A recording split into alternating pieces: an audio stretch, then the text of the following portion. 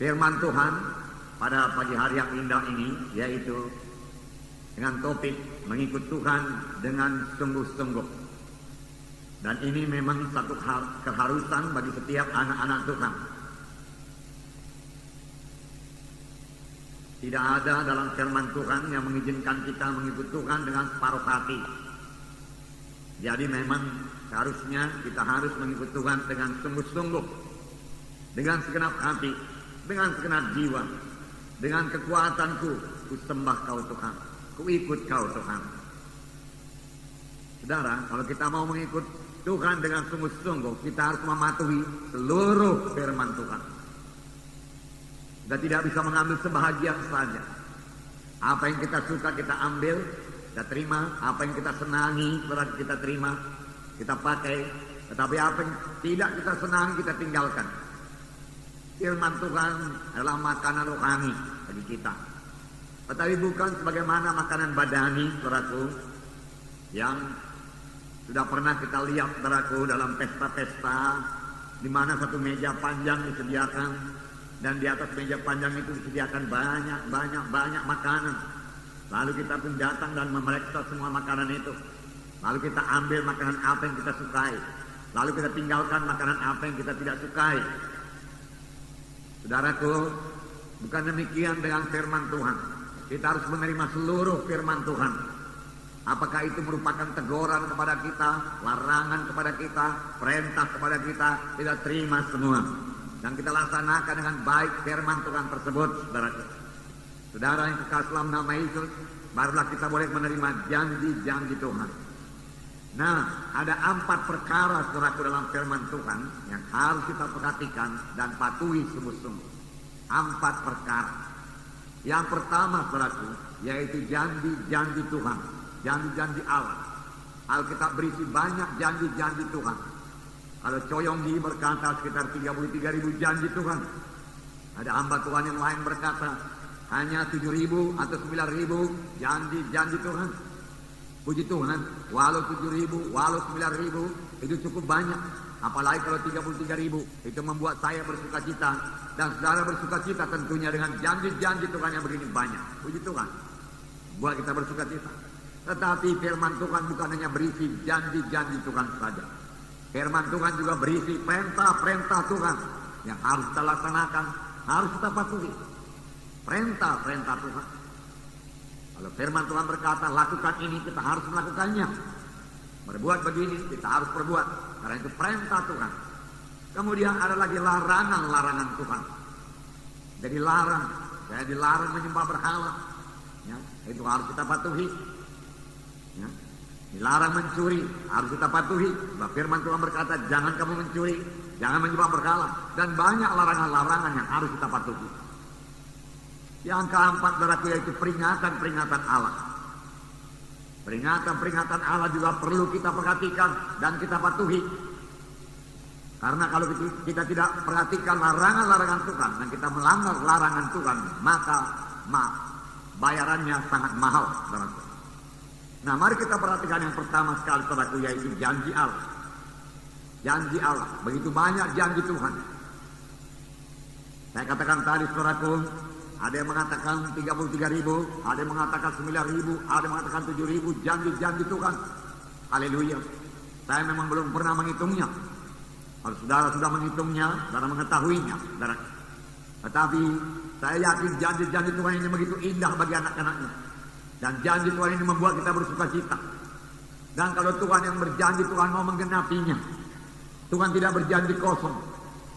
Dia tidak sebagaimana manusia pada umumnya. Banyak manusia berjanji tapi tidak menepati janjinya. Tapi kalau Tuhan berjanji, dia pasti menepati janjinya. Walaupun janjinya itu kadang-kadang begitu besar menurut pikiran kita, begitu hebat, begitu luar biasa. Tapi kalau Tuhan sudah menjanjikannya, Tuhan menggenapinya. Dan tidak ada yang mustahil bagi Tuhan, saudara. Yang perlu kita perhatikan, supaya doa kita dijawab Tuhan. Cuma masih banyak doa yang belum dijawab Tuhan. Padahal saudaraku yang berdoa itu berkata, apa yang saya doakan ini adalah janji Tuhan. Tetapi mengapa belum genap dalam hidup kita? Ada saya dengar anak-anak Tuhan yang berdoa dengan begitu baik, begitu lancar. Dan dia mengutip banyak firman Tuhan, tetapi tidak jahil dalam hidupnya. Di manakah kesalahannya ini? Apakah yang perlu kita perhatikan? Yang pertama sekali, saudaraku, kita perlu memperhatikan kepada siapakah janji Tuhan itu diberikan. Apakah kita termasuk di dalamnya apa tidak? Kalau kita tidak termasuk dalam janji Tuhan tersebut, maka janji itu tidak akan bisa kita minta. Kita minta pun tidak akan genap. Misalnya saya berkata kepada saudara, siapa di antara saudara yang berumur 50 tahun ke atas, saya mau memberikan sebuah Alkitab kepada saudara. Tidak semua saudara akan menerima Alkitab. Mengapa? Karena tidak semua saudara berumur 50 tahun ke atas. Siapakah yang dapat menerima Alkitab tersebut? Hanya yang berumur 50 tahun ke atas. Jadi terbatas. Demikian perjanjian yang diberikan Tuhan. Dalam keempat Injil kita melihat, saudara, bahwasanya kalau Tuhan berjanji, Tuhan tujukan kepada siapa janji itu. Dan biarlah saya katakan kepada saudara, kebanyakan janji Tuhan ditujukan Tuhan kepada murid-muridnya. Pada murid-muridnya. Ada yang berkata, saudaraku, dan dia menghitung, saudaraku, ayat-ayat yang diucapkan Tuhan Yesus.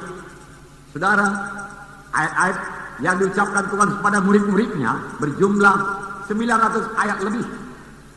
Dan ayat-ayat yang diucapkan Tuhan kepada orang lain pada umumnya, misalnya orang Farisi, Saduki, saudaraku, dan yang lain-lain, kurang daripada 900 ayat. Jadi Tuhan Yesus lebih banyak bicara kepada murid-muridnya daripada kepada orang luar. Ini juga satu pelajaran kepada kita.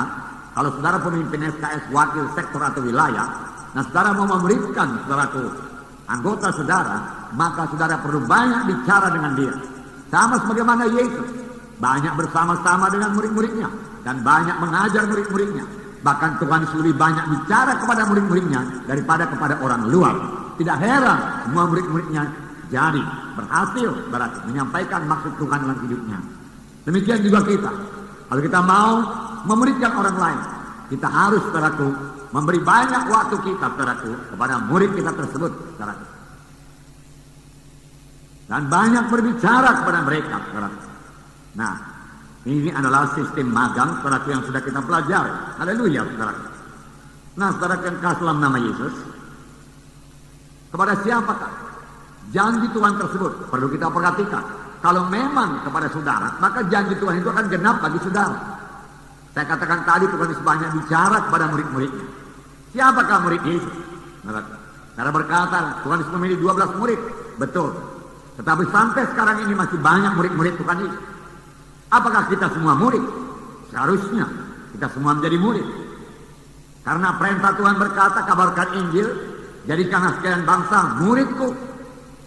Tujuannya yaitu menjadi murid. Tujuannya bukan sekedar selamat saja.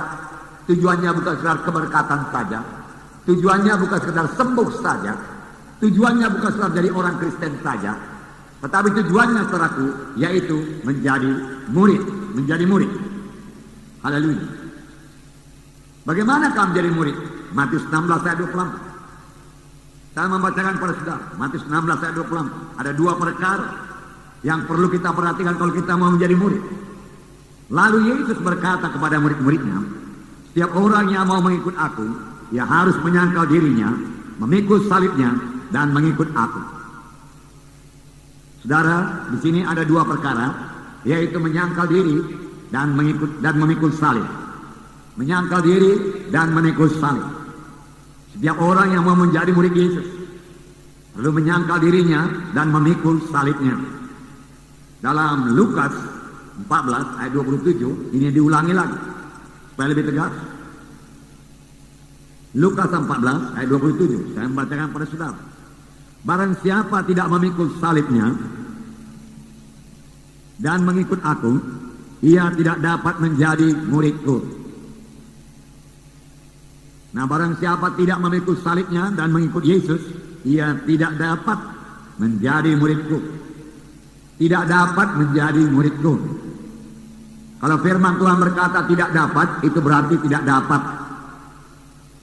Dua perkara harus kita genapkan kalau kita mau menjadi murid Yesus.